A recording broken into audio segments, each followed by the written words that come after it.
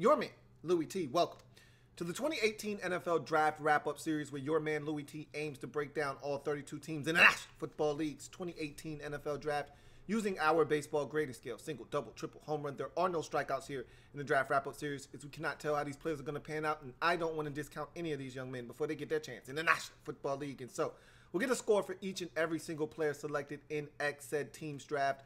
We'll apply bonuses when necessary, divide by the number of picks, which will then yield us an overall grade for that team's draft. We'll then move on to the next team in the series picked by you. That's right, you, the viewer, are in total control, as this is the You Pick format. Simply be the first to leave a comment in the comment section of this and future videos in this series stating two things: the phrase next and the team you'd like to see next. Some examples would be Niners, next; 49ers, next, SF. You get where I'm going with this. You want to be as precise as possible to get your team up next in the series. Speaking of which, the next team up in this series is none other than the San Francisco 49ers. And my new favorite GM in the league might be John Lynch. He just has a way with expressing what he means. He doesn't mix words. He says exactly what he means.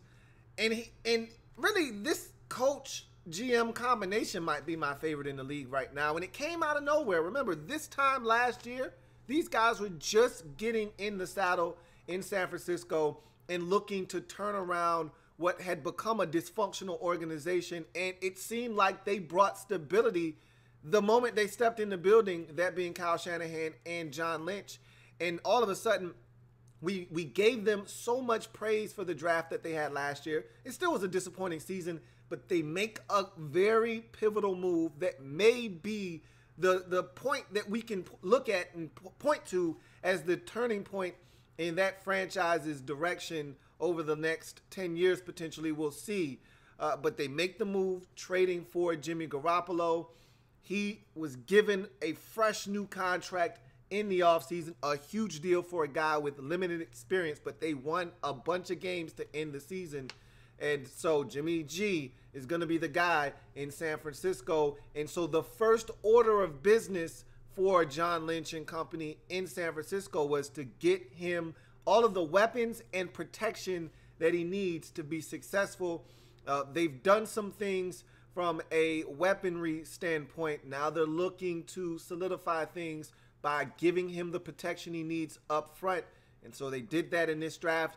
I'm not so sure that the guy that they got is necessarily the best man for the job, and I don't think that was the best value at that particular position. But you got to do what you got to do when you feel like you need to do it. You know my mantra, you know my motto: get your guy when you feel the need to get your guy, and that's what the 49ers did in the first round, 9th overall selection. To get this draft kicked off, offensive tackle out of Notre Dame, Mike McGlinchey, is the pick.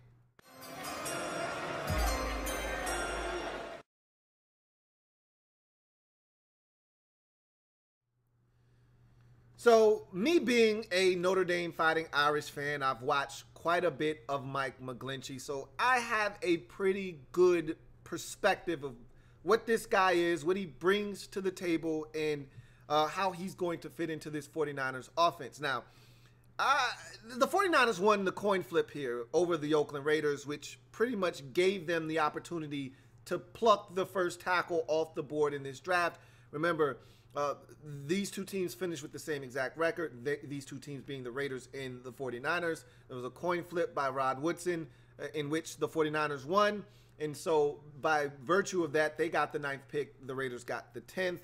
And it proved to be a huge coin flip because both teams happened to be in the market for tackles. So the team that won the coin flip essentially was going to get the tackle of their choice. And I guess by all accounts, Mike McGlinchey was the guy everybody was after in this draft. This was not a strong tackle draft to begin with. And so teams felt the need to get the guy that they felt like was the best at the position early on. And so we saw guys like Mike McGlinchey, Colton Miller come off the board probably a lot earlier than they were supposed to, but because of the need and the lack of depth at that position in this particular draft, you had to get the guys early. And so Mike McGlinchey turned out to be one of the guys that benefited the most from that situation. 6'8", 309 pounds out of Notre Dame, was an anchor on that offensive line, along with Quentin Nelson, who went very early in this draft as a guard to the Indianapolis Colts. 34-inch arms, 24 reps of 2 1/4. He's got NFL bloodlines. His first cousin is Matt Ryan, so there is a bunch of pedigree there with Mike McGlinchey. Comes from a football family. Played in 51 games while at Notre Dame. Started in 39 of them. Two-time team captain. Played 14 games, or started 14 games at right tackle and 25 at left tackle. So you're getting a guy with experience on both sides of the offensive line. The last 2 seasons coming at left tackle once Ronnie Stanley departed for the NFL. So with that being said, let's talk about Mike McGlinchey and what he brings to the table. Love his measurables, obviously at 6'8", 309 with 34-inch arms, so that's not something we need to discuss really any further. Athleticism, so this is where we start getting into some questionable things here as the selection. I put down in my notes, questionable athleticism. It's functional, but it's not above average. So to put it another way, it's average athleticism at best. And we all know Kyle Shanahan comes from the tree of Mike Shanahan and that stretch offense and that zone run blocking scheme. And you like your athletic offensive linemen. You want your guys to be able to get out and run and get to those reach blocks. And Mike McGlinchey isn't necessarily the guy for that particular job in this offense. I didn't think. I thought Colt Miller would be more along the lines of a guy that would be a Kyle Shanahan offensive lineman. I was wrong, obviously, but Colt Miller kind of fits more of the DNA of a guy that can run, that can get to those reach blocks, can be a little bit more athletic out on the edges and that sort of thing. But they were looking for a guy that was going to be a little bit more physical, a little bit more stout at the point of attack. That is exactly Mike McGlinchey. Speaking of which, technique, I put down good sound technique, nice erect posture, pause, solid, well-timed punch, and good hand placement. And he's got solid feet as well.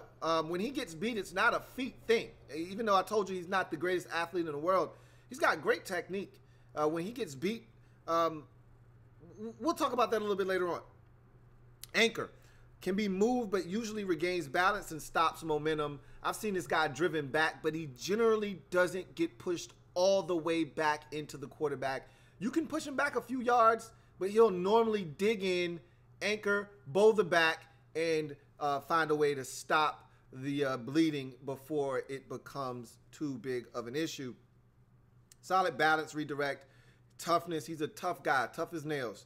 Pass blocking ability.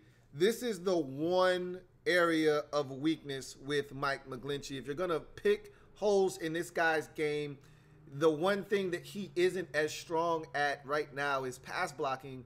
And there were games that highlighted this. As a Notre Dame Fighting Irish fan, obviously, there were a couple of games that stood out that were very frustrating. Probably none more frustrating than the Georgia game, because the Miami ass whooping was an ass whooping. It was an onslaught. It was an assault from the word go.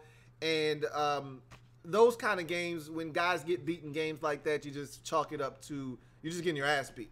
But it was another sign and another game where you saw him struggle with guys. And here's what I put down in my notes. Struggles, and this is for him. If you want to know the cheat code to beating Mike McGlinchey, this is the cheat code right here. Length, hands, and quickness combo. When you put those 3 things together, that's the cheat code. If you want to beat Mike McGlinchey up front as a pass rusher, you got to have these three things. You got these 3 things and you know how to use them in unison with one another, you can beat Mike McGlinchey all day and all night. Length, okay, not everybody is blessed with length, but you need it if you're going to beat Mike McGlinchey, because he's got long arms and he can keep you at bay. But if you've got length, you've got hands, so you've got to be able to defeat his hands with your length, okay? He wants to get his hands on you so that he can control the rep. If you've got length and you know how to use your hands and you're ready to swat down his hands, you've got a chance to beat him, and then you've got to have the quickness to finish after you slap his hands down with your length. You've got to have the quickness to then get by him and not allow him to recover and get back into the play. I watched him struggle versus Miami in that regard. He was beat for a couple of sacks in that game with that same combo of length, quickness, and hands. But the game that really stung for most Notre Dame Fighting Irish fans last year was the Georgia game. We were able to recover, and we got to the Miami game at 8-1, and it was a showdown, and they wanted to bring back all the memories of the rivalry. But the Georgia game was the one that stung at home. You had every opportunity to win that football game, had the ball late with a chance, and Mike McGlinchey was beaten like a drum in that football game by Davin Bellamy and company. Bellamy beat him for the game-clinching sack. It was a beautiful move. The second time he had beaten McGlinchey for a sack in similar fashion, where he just knocked his hands down and beat him with length, hands, and quickness. And he made it look so easy on the last sack, strip, forced fumble, and recovery of the game. And that's Mike McGlinchey's, that's his kryptonite. You got length, you got hands that are ready to swat down that of the tackle, and then you've got quickness to defeat it and get to the quarterback. You got Mike McGlinchey right where you want him. He's going to have to figure that out and how to combat that at the next level, or he's going to get his ass whooped, because he consistently lost to guys with that kind of combination of speed, quickness, hands, and length. Other than guys like that, and there weren't a bunch of those guys walking around at the collegiate level, he was pretty good. He struggled with Bradley Chubb from time to time, but there weren't many Bradley Chubbs. There weren't many guys that were just destroying him at the collegiate level, but, you know, there were some guys with some length that gave him some fits. Run blocking, the guy's lights out. He's a man mover and consistent box checker when it comes to the run game. Puts a body on a body, is able to seal off defenders. I'd like to see him sustain a little bit better, but if you're asking a guy to do his job and do it adequately enough on each and every single rep in the run game, you're talking about Mike McGlinchey. Finish, I put down in my notes, could be more violent with his finish, but it's just not in his DNA. He's not a guy that's going to look to dump you on your skull and drop his 310-pound frame on top of you. He just wants to do his job, and there's nothing wrong with that.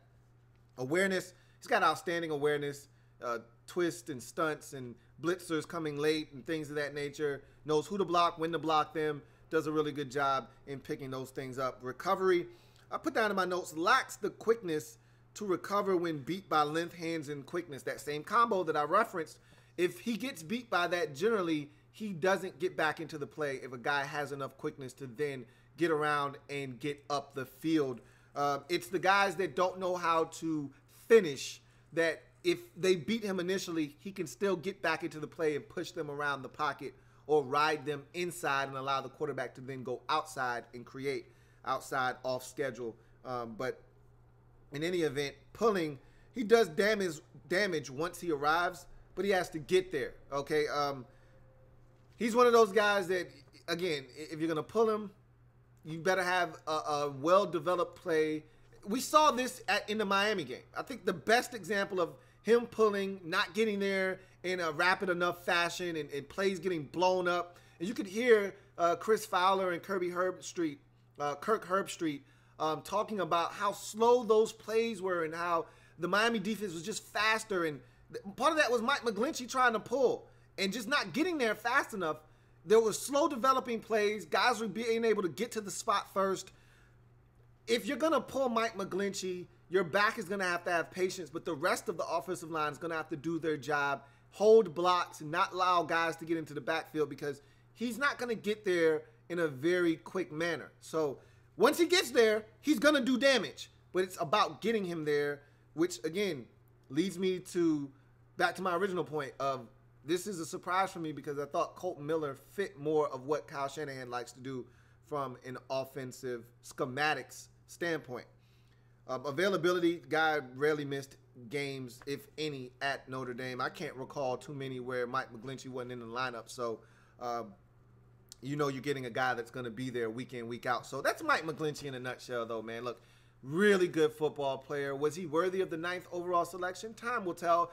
If you ask me, no. It was way too early for Mike McGlinchey, and there were much better football players on the board at the time of this pick. We knew that the quarterbacks were going to push players down in this draft and allow other teams to benefit because of it and get good football players. We didn't expect 2 tackles to come off the board in the first 15 picks, especially with guys like Minkah Fitzpatrick and Tremaine Edmonds and Derwin James sitting on the board at this pick.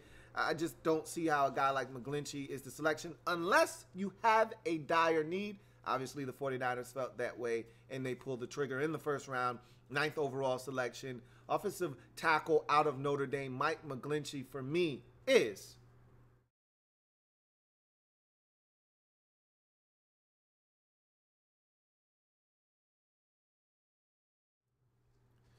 for those of you scoring at home, Mike McGlinchey was a triple as we move on to the next pick in this Niners draft. 2nd round, 44th overall selection, wide receiver out of Washington, Dante Pettis is the selection.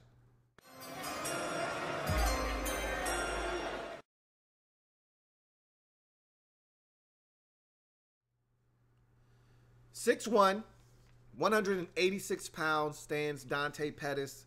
4.47 40, 36-inch vert, 10.5 broad, 11 reps of 2 1/4. Those numbers, 4.47, 36-inch vert, and 10.5 broad, were all done with Dante Pettis just coming off of an ankle injury. So those numbers might be a little low for him. He could easily be a 4.44 guy, could easily be a 38-inch vert guy and an 11 broad guy, but nonetheless, those still are impressive numbers, to say the least. And speaking of which, re-aggravated the ankle injury that he had, and he had an injury that he sustained earlier in the season.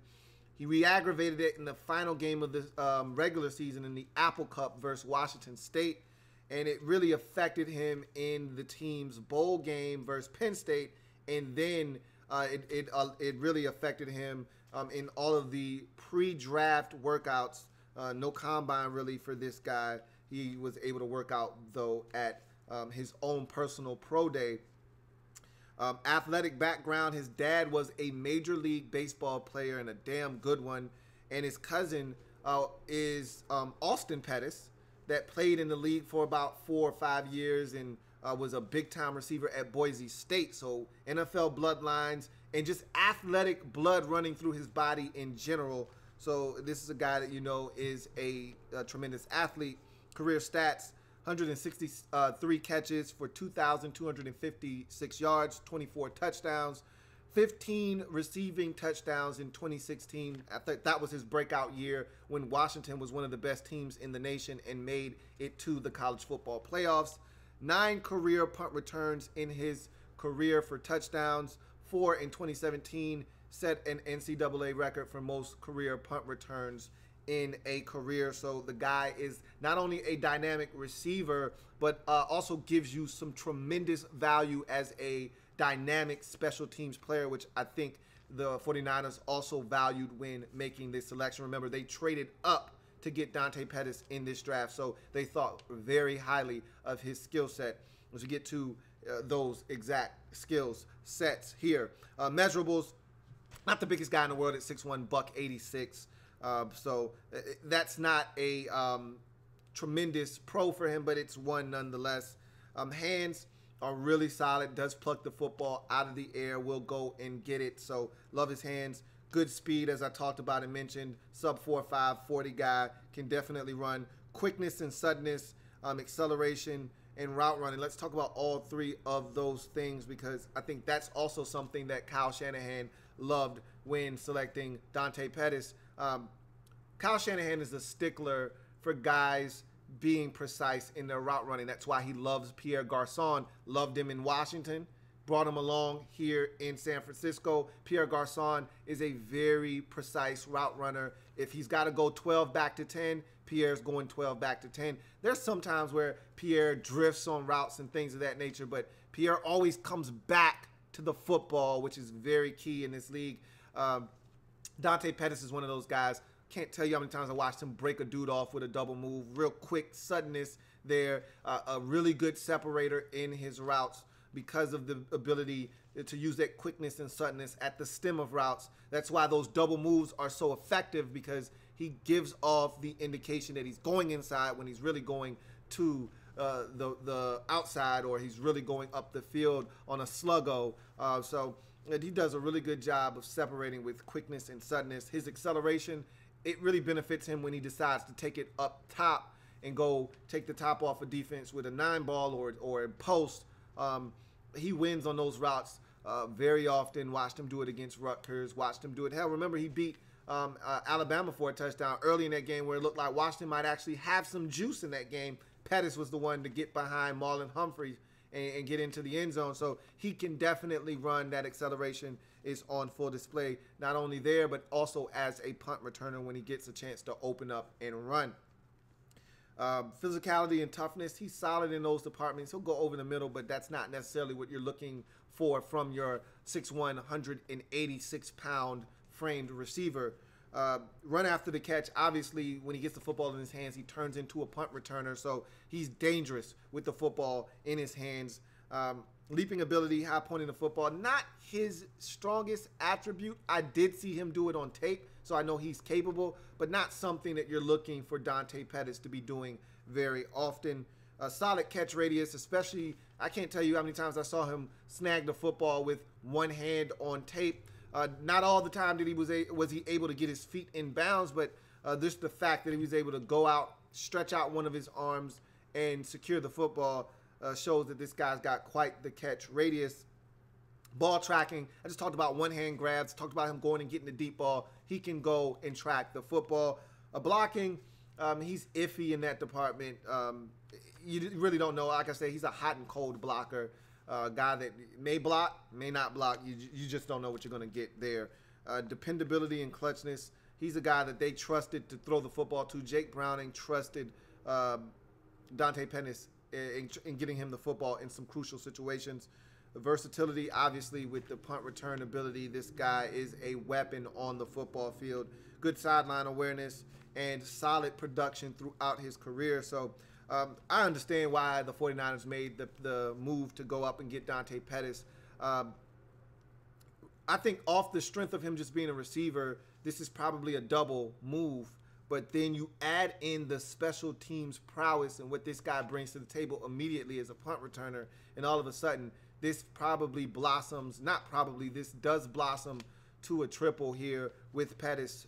So I understand what they needed to do here, and that receiver cupboard was very bare last year for Jimmy G, and this guy's going to come in along with a healthy Pierre Garçon, and you saw what Goodwin was able to do when he was healthy. All of a sudden now you're putting some of the pieces of the puzzle together at the receiver position for Jimmy G. I told you I liked the receiver last year that you got out of, I think, Louisiana Tech, the small white guy that can run routes in the slot. Trent Taylor, I believe his name is. So you're starting to put some of these pieces together. You add in some of these tight ends like a George Kittle that you got last year, and all of a sudden things are starting to fall into place. Second round, 44th overall selection, wide receiver out of Washington. Dante Pettis for me is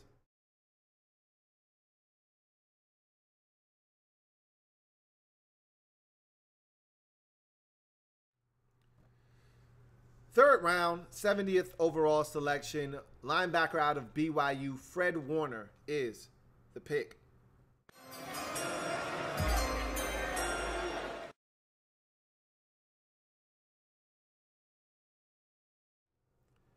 So with Fred Warner, 6'3", 236, I thought I was going to get more than what I got. You know, I knew he was athletically gifted, and you can see that on tape, but I was hoping that I would get more. I thought there was more here. And maybe there is, but from what I saw, I was a little disappointed. I'm not going to lie to you. 4'6", 440, 21 reps of 2 1/4, 38.5-inch vert. Played in 49 career games, 38 of which were starts consecutively to end his career. 32 tackles for loss, 6.5 sacks, 7 INTs, 2 of which went to the crib. That's where he's going to excel if he's going to make it and make it big in this league. 13 PBUs, and 3 forced fumbles. So, good measurables at 6'3", 236. He is the modern NFL linebacker in terms of size. That's what they look like now in today's NFL. Speed, good speed, but you don't see it enough. That's what I put in my notes, which I think is probably the most disappointing part about Fred Warner, because when he shoots his gun, when he sees it, diagnoses it, and goes, he's a problem. You know, I watched him get in the backfield versus Wisconsin. Watched him get in the backfield versus LSU. When he sees it and he goes, man, it's a thing of beauty. Problem is, you don't see him do that very often. He much rather be passive aggressive. He much rather play behind blocks, and he's not a big enough linebacker to do that. So, athleticism, he's a really good athlete. Like I said, his calling card at the next level is going to be as a pass coverage linebacker. Acceleration. When he sees it and goes, can get there in a hurry. And I put down in my notes versus Wisconsin, like I said, he's got the ability to make plays on the other side of the line of scrimmage, as the 32 tackles for loss represents, but you just don't see it enough with him. And my thing was, it's okay to dominate UNLV. It's okay to dominate the lower level competition in your conference, all right? It's okay to go and dominate those teams that aren't as good. But when he went up against Wisconsin, when he went up against LSU, he was non-existent for me. He didn't make enough plays. You know, where your ass was at when they needed you against these big teams. Where your ass was at when they was taking attendance in the bathroom. Where your ass was at. Take attendance like a classroom. And he wasn't there. I called Fred Warner's name against LSU. I called his name against Wisconsin. I got no answer. So, a little disappointed in that. You know, you turn on the UNLV tape, he's every goddamn where. You know? And that's my problem. So, anyway, slip and shed. Too often, tight ends are able to handle him singled up. Like, if you're a real problem in the run game as an outside linebacker, then you're supposed to be busting tight ends' ass in the run game. I didn't see that from Fred Warner. Now, again, Wisconsin, they're a different breed out there, man. Their tight ends look like tackles sometimes, but still, I thought that he could have been a lot better in the run game against tight ends, and he just wasn't. Taking on blocks, as I mentioned before, often plays behind blocks and is slow to react. And, excuse me, it's one thing if you're able to stack and shed guys, then you can play behind blocks all you like.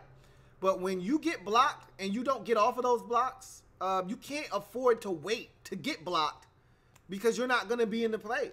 And I saw that from Fred Warner too often for me. Tackling ability, he's not an overwhelming tackler. He's not going to blast somebody, blow somebody up. He's just looking to get them down on the ground, and there's nothing wrong with that. Man coverage, he can play a little bit of man, but I like my Fred Warner in zone coverage, keying quarterbacks' eyes.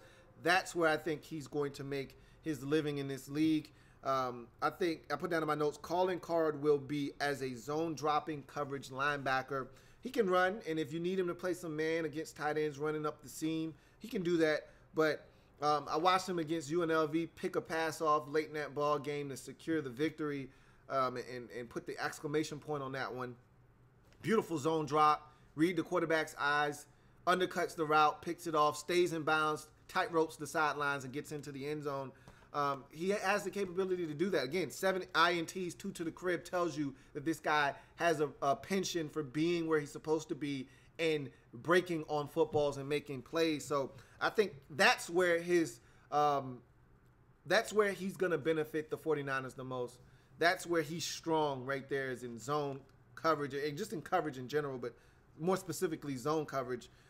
He can blitz a little bit, but I didn't really see him as a guy that's going to hit home as often. But again, if you can scheme it up, and that's going to be the job of Robert Saleh, is to find ways to get guys like Fred Warner, who you give him space, an opportunity, he can close the distance rapidly. Give him an opportunity to go after the quarterback a couple of times to see if he can't hit home.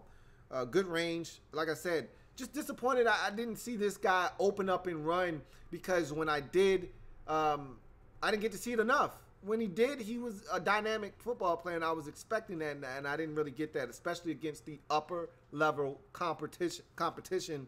And that's what he's going to see at the next level, upper-level competition. You're not going to see UNLV a ton on the schedule. That's not what you're going to see. You're going to see Wisconsin and LSU type of competition, and he didn't rise to that level of competition. So in the third round, 70th pick overall, linebacker out of BYU, Fred Warner for me is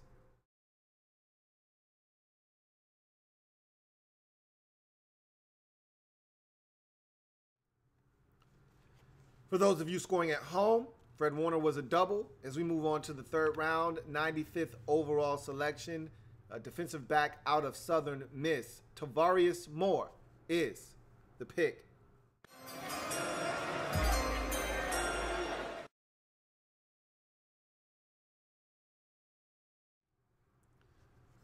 This is a really, really intriguing prospect here, with the upside being the determining factor between double or triple. 6'2", $190, has the frame of a corner, but is definitely a guy that can play the safety position. 4.32 40, which is blazing fast, especially when you're talking safety position. 38.5-inch vert, which you would expect with a guy running that fast. 11.1 broad. Again, he tore up the combine, ripped it to shreds. So you kind of saw this guy coming. You saw this kind of coming. Or this might have all been done at his pro day. Either way, ridiculous numbers. 33-inch arms. So length, height, weight, speed specimen here. Length, speed, athleticism, just ridiculous, off the charts. 1-year starter who dedicated his final year of his collegiate career to his sister, who died of a ruptured brain aneurysm in August of last year, which is a really tragic situation. And he played his best ball, in dedication to his sister. And that's something that he'll probably wear for the remainder of his, not just career, but his life. And you could tell he was a man on a mission, and it helped him get drafted here in the third round by the San Francisco 49ers. That and his ridiculous athleticism. Career stats: 5 INTs, 12 PBUs, 1 forced fumble, and 3 tackles for loss. In 2017, 3 of those 5 INTs, 10 of those 12 PBUs. That 1 forced fumble came in 2017, and those 3 tackles for loss also coming in 2017. So as you can see, the 1 year that he had as a starter, he made the most of that season.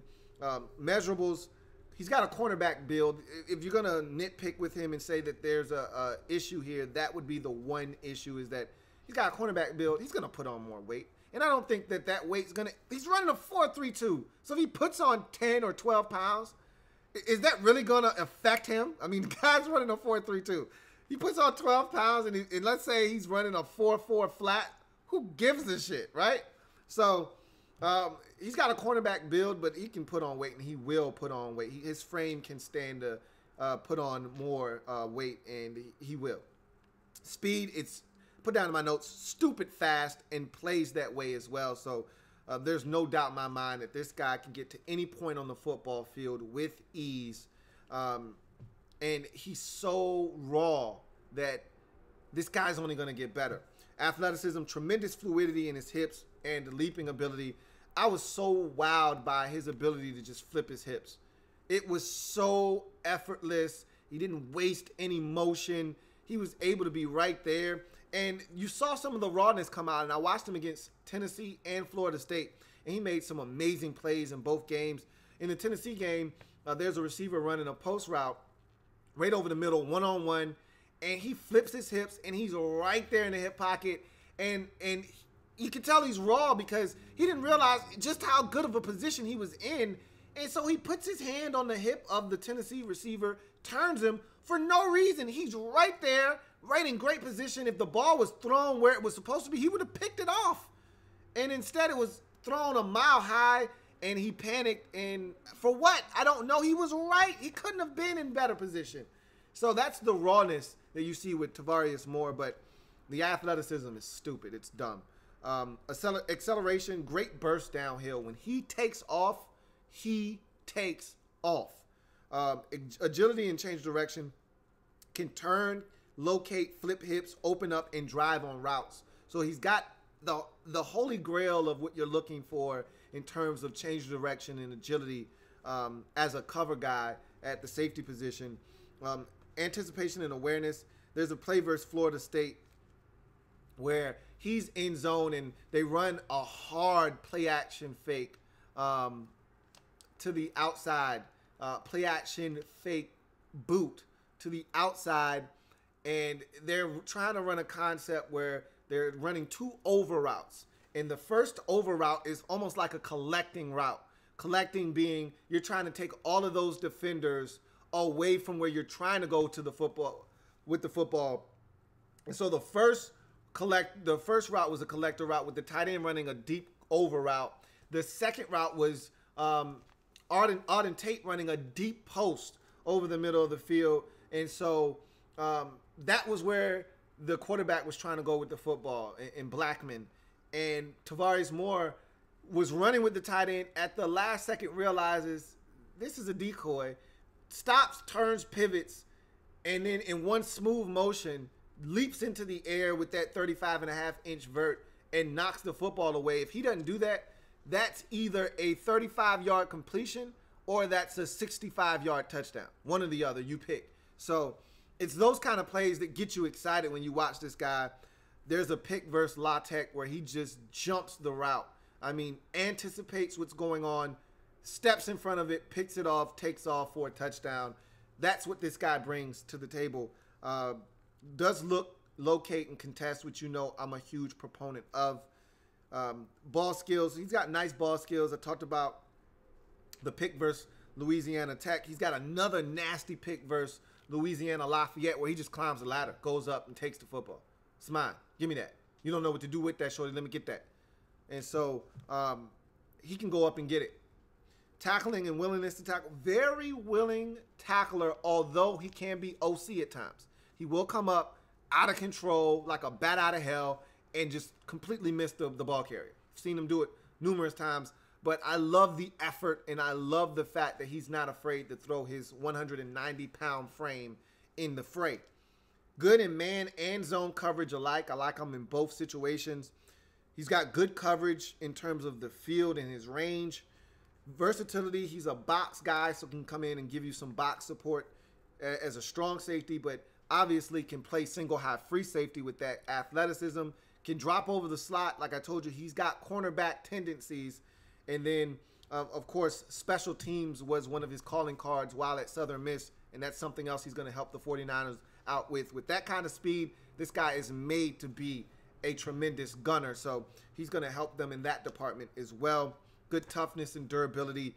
Man, the upside here is ridiculous, and that's why in the third round, 95th overall selection, safety out of Southern Miss, defensive back, rather, out of Southern Miss, Tavarius Moore, for me, is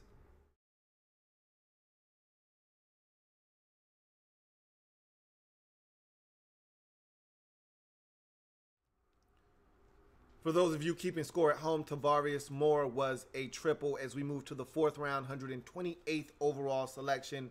Defensive lineman out of NC State, Kentavious Street, is the pick.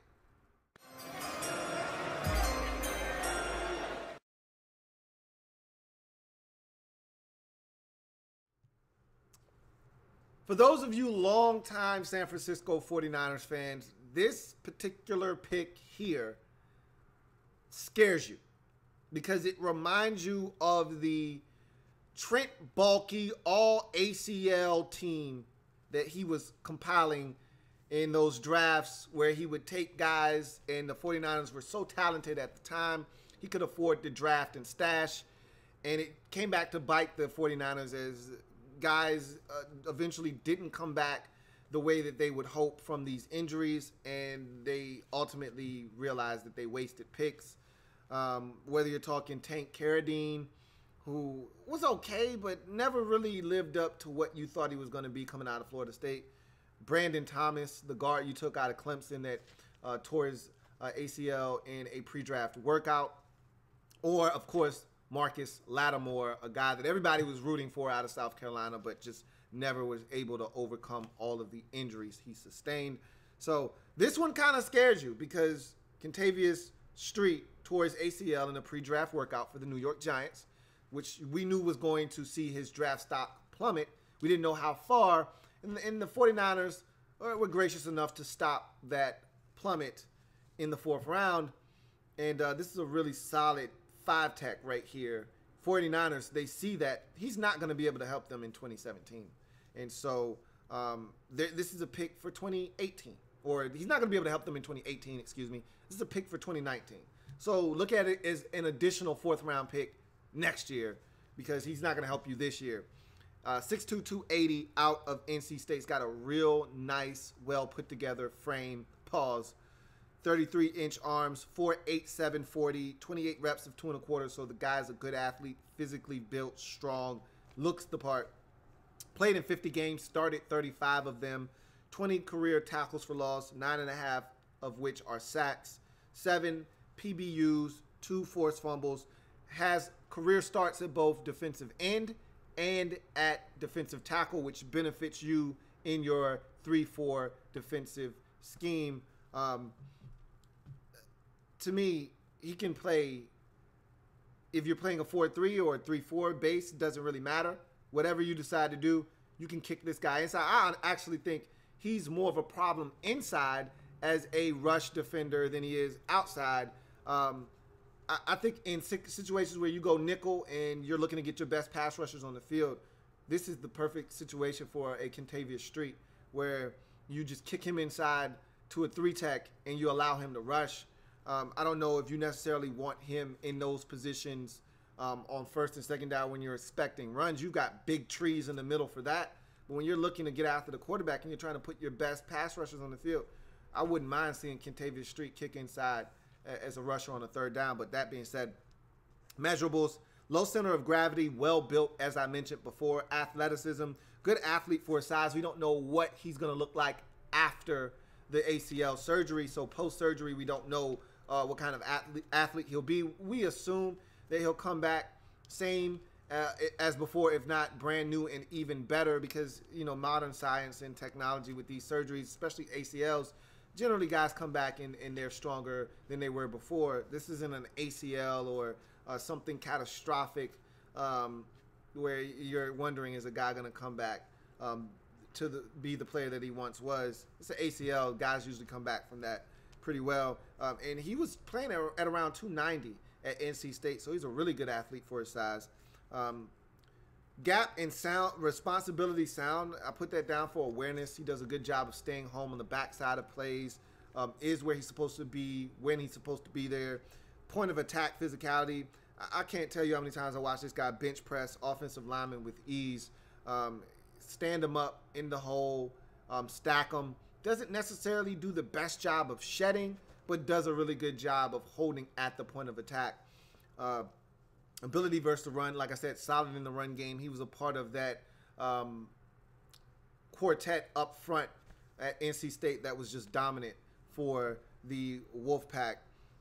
Pass rushing ability, has a little something with a quick swim move and spin move also. And I think the Vandy game showed me something, because up until that Vandy game in 2016, I hadn't seen the spin. That was my first time. But I saw the spin move. He used it to get up the field, got the sack, fell into a sack on the spin. And then I watched him against Arizona State in the bowl game in 2017. Got to see the spin again. So that's something that he's starting to incorporate. Looks damn good. Got a quick swim move that can get him up the field and in the backfield quickly. So he's got some juice to him. He's got a little something as a pass rusher. Good tackling ability, solid motor and endurance. And he's got an impact on the game as a guy that can be physical in the run game at the point of attack and give you a little something as a pass rusher.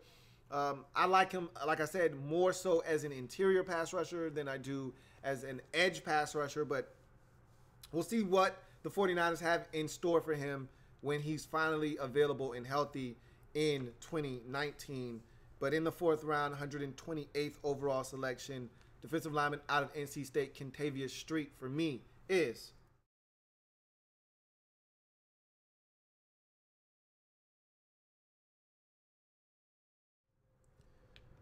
For those of you scoring at home, Kentavious Street was a double as we move to the 5th round, 142nd overall selection, cornerback out of K-State. DJ Reed is the selection.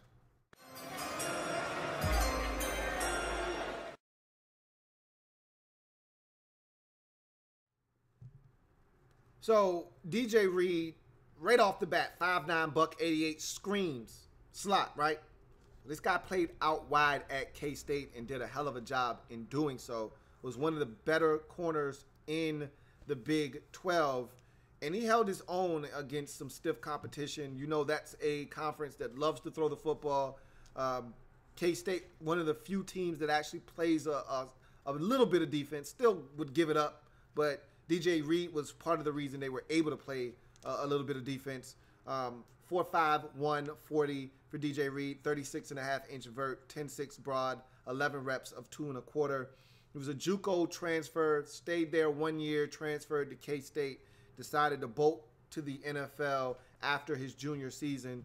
7 INTs in his career, 1 to the crib, 25 PBU, so active around the football, 5 tackles for losses, and 3 forced fumbles. Also, added value as a punt returner. 2 return TDs, 1 as a kickoff return man, 1 as a punt return specialist. So, obviously, 49ers looking for corners and guys that can do multiple things. They're definitely looking to upgrade their special teams unit, as you can see with the selections of DJ Reed and Dante Pettis. Measurables, undersized boundary corner that might be kicked inside the nickel. That's the way I classify him. You know my mantra. Until a guy proves to me that he can't, I'm going to give him every opportunity to prove that he can. So if you're the 49ers, I think they like the length that they have at the cornerback position on the outsides. This guy's going to get every opportunity to play the nickel inside, and he's got the swagger and the quickness to do it. So that's what I think they have in mind when selecting DJ Reed. Speed, adequate speed, not a blazer. Saw Texas wide receiver get behind him, and he was able to get back into the play and pick it off, but it was a poorly underthrown football. If that ball is thrown with air or underneath, out in front, DJ Reed is beaten on that play. But that's the thing I love about him is even when he's beat, he still got the wherewithal to look back for the football, because if he doesn't look back, how are you going to make a play and pick it off? Which I told you, this guy's got extreme swag. He thinks he can play against anybody, thinks he can D anybody up, and he's got really good athleticism and quickness, which I think will benefit him. You don't have to have long distance speed in the slot. You need to have quickness. Quickness supersedes speed in the slot, and that's why DJ Reed might be the perfect candidate as a nickel corner. Plus athleticism, he went up for that INT, as I talked about, versus Texas. Agility and change of direction. I put click and close ability is phenomenal. His ability to stop, plant, and drive on the football. I can't tell you how many times I watched him on tape. Stop, plant, drive on the football, knock it away, or pick it off altogether. And that's why I think he's the quintessential slot for this 49ers team in this draft. Anticipation and awareness. Love his awareness of where the ball is at all times. Even when he doesn't look back and look for the football, does a great job of locating the ball when the receiver is able to put it into his hands. He's able to rake at it and knock it free. Did that against Oklahoma in the corner of the end zone where he was slightly beat on a fade route. Watched him do it against Texas on a go ball where he was beaten down the sideline, still got his head around, knocked it away. He finds the football, and that's how you get 7 INTs in your career in just 2 short years. That's how you do that, is by locating the football, and he's one of the better ones in this draft at doing so. Doesn't always look back, but he finds the ball even when the receiver finally gets his hands on it. Ball skills, makes QBs pay for mistakes is what I put in my notes. You make a mistake around DJ Reed, you're going to pay for that mistake. Tackling, he's a shoestring assassin.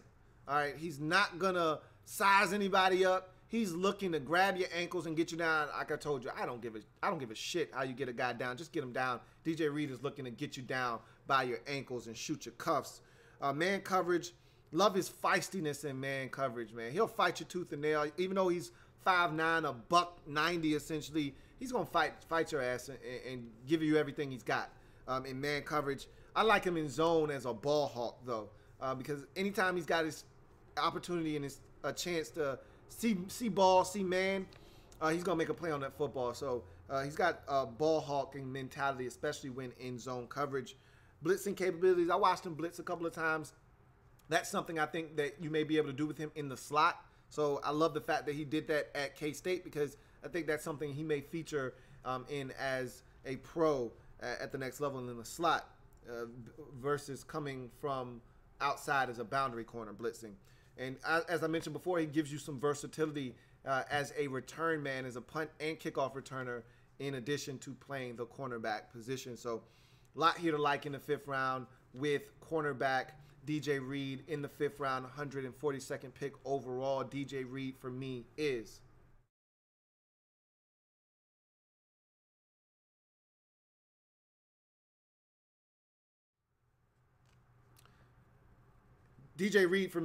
a double for those of you scoring at home. 6th round, 184th overall selection.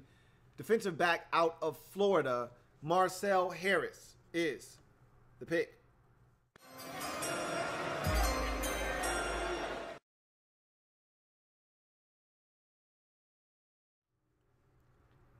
So when you look at Marcel Harris, I can't help but think of the 2016 group of defensive backs that came out of Florida and how he was just the other guy. He was the forgotten man in that group. And he played so well in 2016 that he could have come out with the rest of those guys. Remember, all of those other guys in the secondary, Quincy Wilson, Teez Tabor, Marcus May, all of them were selected in the 2016 NFL draft. He could have easily thrown his name in the hat and probably would have been selected in this very same spot, if not sooner, because he wouldn't have been coming off of an injury. That being said, he decided to go back to school because those other guys overshadowed him, and he was looking to build upon what he had done in 2016. And instead of him building on the foundation that was 2016, he instead ruptures his Achilles tendon in camp before the season even gets started and doesn't play a single snap in 2017. So because of that, he missed all of the pre-draft workouts. So you don't really know what speed this guy's running at. But I can tell you this, the guy was a blur at times on tape. Very athletic, very, very physical. That's his calling card, is a guy that will come up and hit you in your mouth. 32-inch arms, 16 reps of 225 at 6'1", 216 pounds. 2 INTs. Remember, 1 year of true starting here. Because of the injury, he was robbed of that second and final year of starting at Florida. So he could have been a guy that would have had 2 starting seasons under his belt, which would have given him a little bit more here in terms of stats. But, you know, 1 year of starting, 2 INTs, 1 PBU, 4 tackles for loss, 1 forced fumble, 1 sack. And so all of that was pretty much compiled in 2016 in his lone year as a starter. Good, solid measurables at 6'1", 216. Looks the part of a strong safety in this league. His speed, I put down, again, he couldn't run a 40 because of the ruptured Achilles tendon, and he just became active for the 49ers in camp. So he's just starting to get his feet back under him. I peg him as a 4'5", 4'5'5" guy, somewhere in that range, maybe 4'5'8". I don't see him being anything north of 4'6". So he's somewhere in that 4'5" range, and you can see it on tape. Athleticism is really good. Acceleration, I watched him chase down Jalen Hurts in the SEC championship game. From about 20 yards away, Hurts takes off, and this guy tracks him down before Jalen Hurts can even really get the engine revved up. And we know Jalen Hurts can run, and Marcel Harris tracked him down like it was nothing. Solid change of direction and agility. Anticipation and awareness. I watched him pick a pass off versus North Texas. Read the eyes of the quarterback, jumped the route, picked it off. That's really good for a guy that I classify more as a strong safety, but showed some free safety tendencies there. Ball skills, only 2 INTs in his career. So, again, really don't know how good of a skill set he has there, but made some plays on the ball. Willingness to tackle, obviously, he's a punishing physical tackler, but also can and will wrap up when necessary. He's looking for the kill shot first and foremost. as he did against Iowa. Didn't wrap up, but then wrapped up on the next play. But I watched him make a game-winning tackle versus LSU in 2016 in a game that went down to the wire, 16-10 late in the game. LSU has the football at around the 2-yard line with 4 attempts at the end zone with about 40 seconds left, and they can't get in. And one of the biggest tackles was Darius Geis trying to leap over the top, and Marcel Harris grabbing his legs before he could really get elevated. So this is a guy that is an extremely good tackler. Man coverage, solid. I think he's better in zone coverage. Blitzing capabilities, he's a guy that you can blitz with, and you get him as a free hitter and look out. Field coverage and range, like I told you, he's got really good athleticism, so I think he can cover a vast majority of the field. Solid versatility. He's going to help you if he's able to make this roster on special teams immediately, so that's something that he'll be able to bring to the table. And obviously, the toughness and durability is an issue after the ruptured Achilles tendon, so we'll see what he's able to do for this 49ers football team. But this is a quality pickup here. This guy's really talented. And if you get the guy that we saw in 2016 prior to the Achilles tendon rupture, then you got yourself a steal potentially in the 6th round. But Achilles are tricky. I don't expect this guy to be full strength and back to his normal self until next year, not this season. So he may not make the roster. If he's able to impress coaches and is able to help you on special teams, he may make the roster. We will see. Nonetheless, in the 6th round, 184th overall selection. Safety out of Florida, Marcel Harris, for me, is.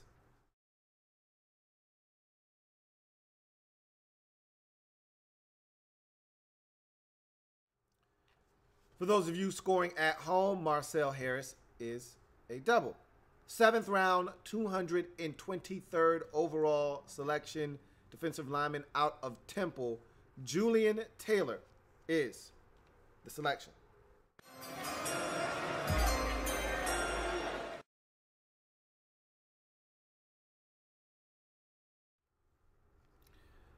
I'm just going to come out and say it right now. This may be the most intriguing pick of any player that I've watched thus far in this draft. I am so intrigued by Julian Taylor. There is so much here to like. But as I've said with a number of 7th round picks, they're 7th round picks for a reason, but these are the guys that you take in the 6th, in the 7th round. And if you hit, God damn it, you get yourself a diamond in the rough. 6'4", 295, 4'8", 40, 31 reps of 2 1/4 with 33-inch vert. Man, this guy is dripping and oozing with everything you're looking for with a dominant defensive lineman. He fits along the mold of those guys that you have as trees out of Oregon on your defensive line, and Defoe and Eric Armstead.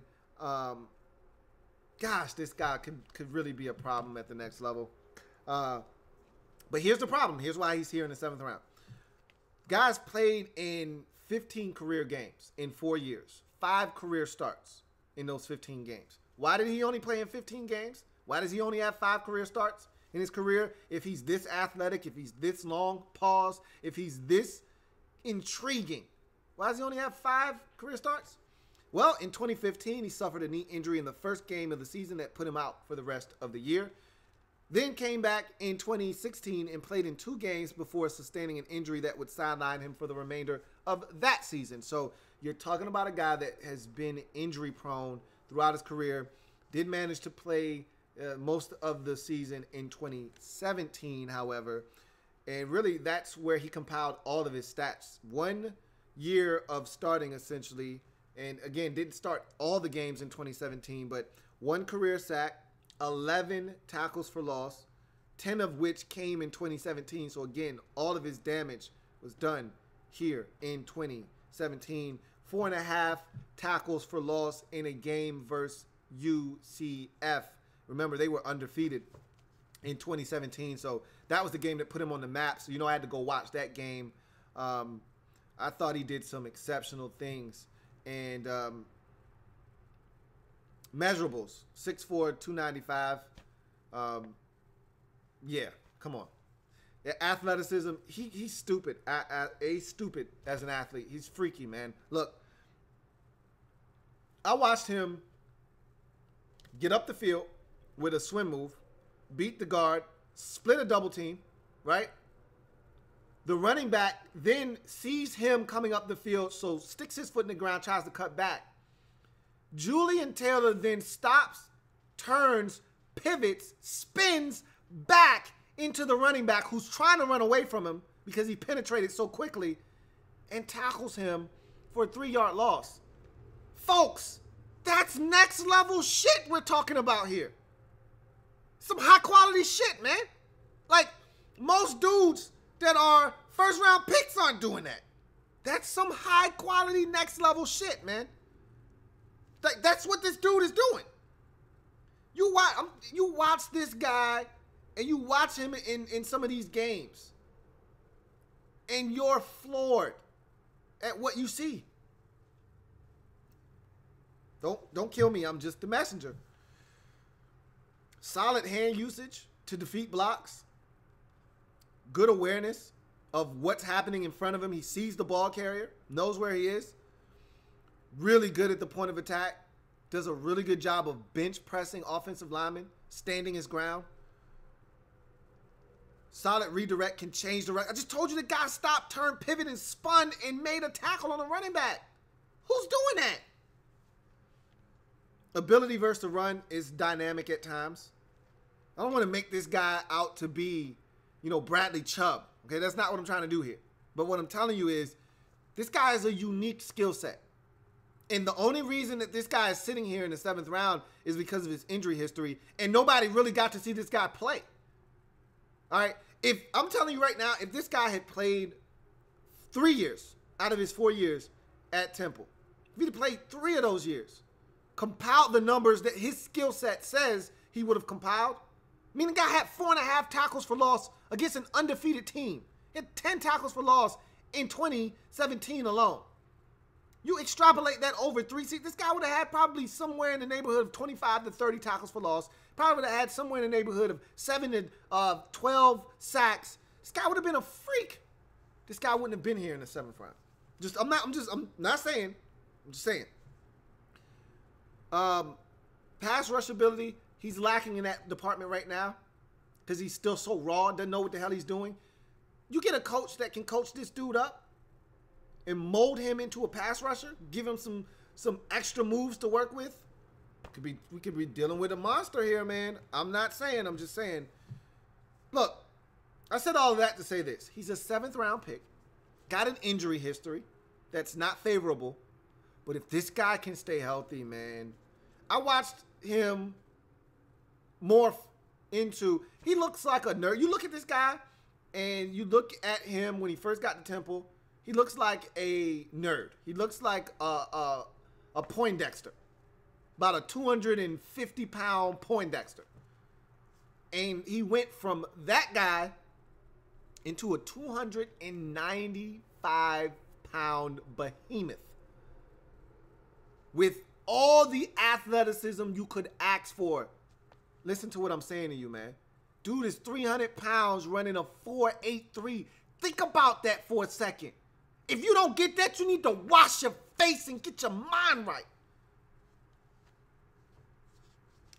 Look, I'm intrigued. I will be following Julian Taylor and tracking his progress. Whether he makes this roster or not, he's going to play in the NFL if he can stay healthy. I'm just saying. 7th round, 223rd overall selection. Temple defensive lineman Julian Taylor for me is.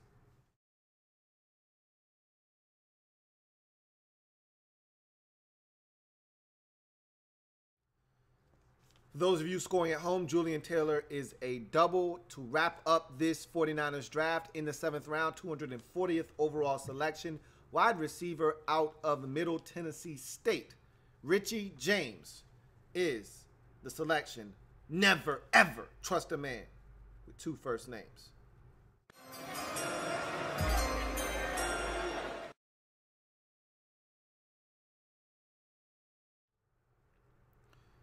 So, yet again, another guy either injured or coming off of an injury. Seems like the 49ers, going back to the days of Trent Baalke, like to do that.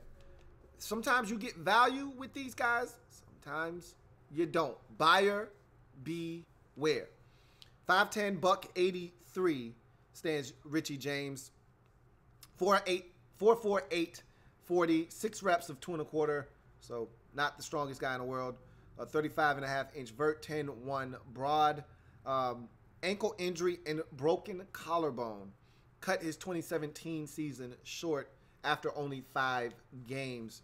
And I think the collarbone injury was a re-aggravation of the collarbone injury that he sustained in the 2016 bowl game versus Hawaii. When I'm watching him in that Hawaii game, just absolutely destroying Hawaii. I mean, just tearing them a new asshole. I mean, just destroying them and killing them.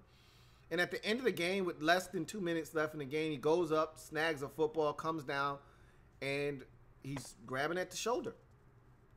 I can't confirm nor deny if that's a collarbone injury, but it sure looked like one to me. And then, lo and behold, and I've said this a million times, you break your collarbone once, or you injure your collarbone, you fracture it, you're susceptible to doing it again. Ask Tony Romo. That's just the way it goes with the collarbone. And really, for that matter, any injury. You tear your ACL, you're probably more likely to do it than someone who hasn't done it before. So, anyway, he hurt it again in 2017, and it cut his season short. Nonetheless, this guy was highly productive while at Middle Tennessee State. 244 career catches for 3,261 yards and 23 touchdowns. 2 straight 100-catch-plus seasons in 15 and 16. 105 catches for 1,625 and 12 touchdowns was his breakout season. Really, 15 was his breakout season where he had like 101 catches, but 16 was the year where he was dominant and was probably starting to get on everybody's radar. Also in 2016, to go along with those 105 catches for 1,625 yards and 12 scores, also had 38 catches, 38 rushes for 339 yards and 4 touchdowns. So he's a guy that can run it as well. Jet sweeps obviously are the flavor of the day for him. 60 career rushes for 542 yards and 5 scores. So he's a multifaceted guy. I think that if he is able to get healthy and is able to make this 49ers roster, which I don't see why he wouldn't be, the 49ers aren't exactly loaded at receiver. He's a guy that I think Kyle Shanahan is going to try to move around and get into some space situations, bubble screens, hitches, that sort of thing, jet sweeps, reverses, that kind of thing. So Richie James will be a little bit of a chess piece. And it kind of goes along the lines of what you have in the secret weapon. Shh. Don't tell nobody about Jerick McKinnon, who you signed in the offseason. Richie James is going to be a similar guy, I think, in that regard, out of the backfield, if he is to get the opportunity to do that. Measurables, obviously not the biggest guy in the world, but I think he is a slot receiver. His hands, there were some drops sprinkled in there. I'm not too impressed with his hands. He can catch the football. Don't get it twisted, all right? But he will drop the football as well. Tremendous speed. Definitely a guy that when you get the football in his hands, look out, can take the top off of defense. Obviously, you can't count on Marquise Goodwin to stay healthy. That's been one of his knocks in his career is health. So you want as many guys as you can that can run, and you add Richie James to the mix. Obviously, you taking Pettis earlier in the draft. Both of these guys can run. So you add some speed instantly to your offense with guys like Richie James and Dante Pettis. Quickness and suddenness, that's what's going to also help him make this roster. If he is to make this 49ers roster, is his ability to separate. A lot of quick, short, underneath routes while at Middle Tennessee State. It wasn't an advanced route tree. So that's something he's going to have to work on at the next level. Speaking of which, I put down in my notes for route running, he's a really pedestrian route runner at this point. A lot of speed outs, a lot of hitches, bubbles, tunnels, jet sweeps, things of that nature, you know, shovel passes, things to get it in his hands quickly. He didn't do a lot of extensive work as a route runner, so that's something he'll have to do at the next level. Physicality and toughness. Obviously, when you're 5'10", buck 83, you're susceptible to injury, as we saw with Richie James on a number of occasions, with the collarbone and the ankle. So that's something else that you have to pay attention to. Run after the catch is his specialty. Did it a ton at Middle Tennessee State, and that's something that they're going to probably look to take advantage of at the next level in San Francisco if he is to make the roster. Leaping ability, high point the football.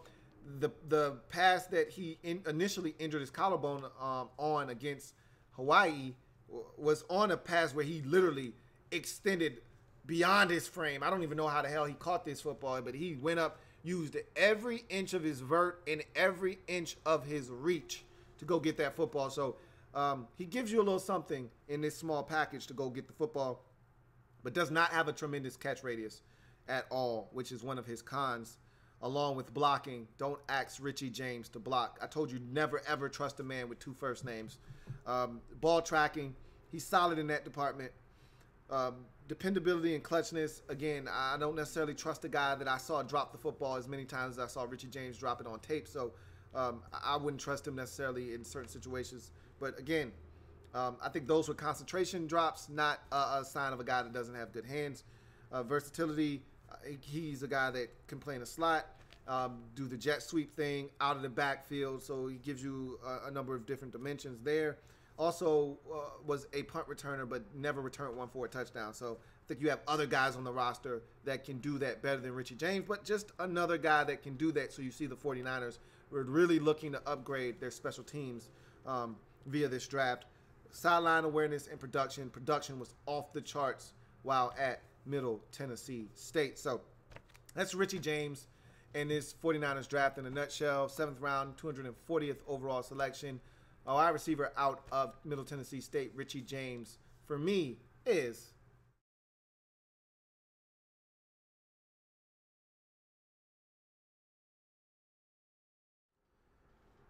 so Richie James was a double to wrap up this 49ers draft, and much like last year, this was another impressive haul by Kyle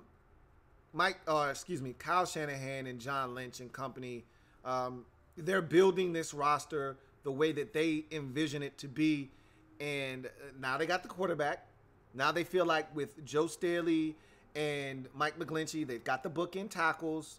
Now you start to fill in all the blanks. They've got Joshua Garnett at guard, and so now all of a sudden the pieces of the offensive line are coming together.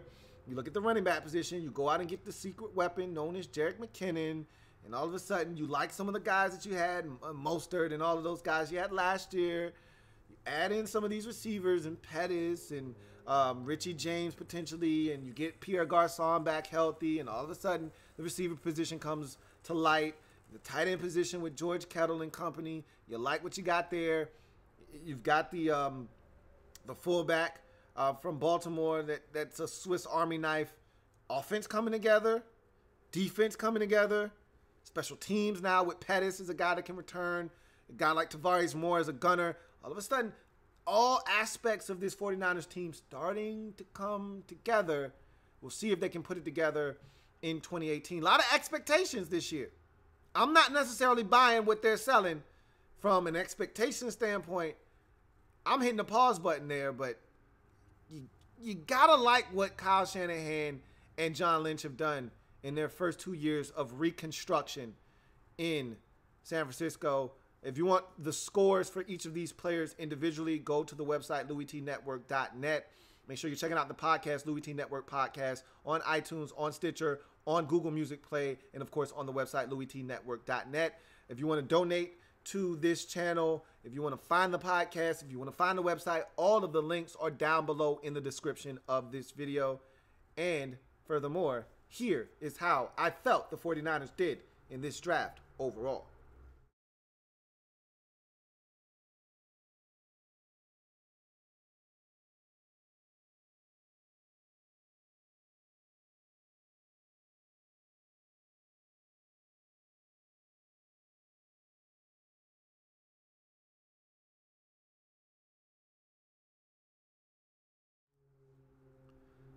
So that's going to do it for the 49ers and their 2018 NFL Draft.